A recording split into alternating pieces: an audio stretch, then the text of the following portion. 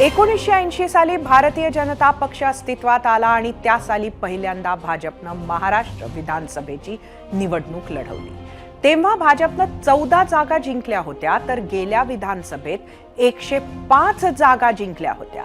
विविध नेत्यांनी आणि कार्यकर्त्यांनी हा पक्ष कष्ट नियोजनानं वाढवला आहे।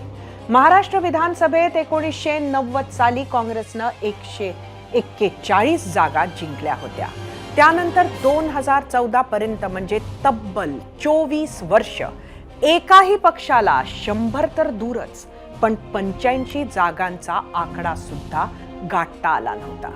यावरून 2014 साली भाजपनं स्वबळावर 122 जागा जिंकणं हे किती मोठं यश होतं हे लक्षात येईल। त्यावेळी युतीतील सर्वात जुना मित्र शिवसेना पक्ष सुद्धा भाजप सोबत नव्हता हे विशेष। 2019 साली सलग दुसऱ्यांदा महाराष्ट्राच्या जनतेनं भाजपला 100च्या वर जागा दिल्या होत्या। भाजप शिवसेना युतीला सत्तेतही बसवलं होतं। पुढे काय झालं हा ताजा इतिहास आहे। 2019 नंतर महाराष्ट्रातील राजकारणात आपल्या का चुका झाल्या? शरद पवार आणि उद्धव ठाकरेंना हलक्यात घेणं भोवलं का? मराठा आरक्षणाचा विषय आणखी नीट हाताळता आला असता का?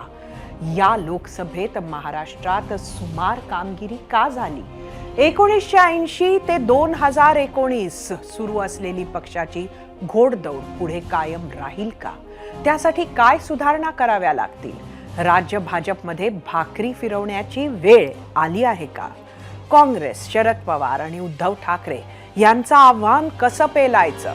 अशा विविध प्रश्नांची उत्तरं भाजपच्या दिल्ली बैठकीत शोधली जाणार आहेत। त्यात जे ठरेल त्यावर आगामी विधानसभेत भाजपची कामगिरी अवलंबून असेल।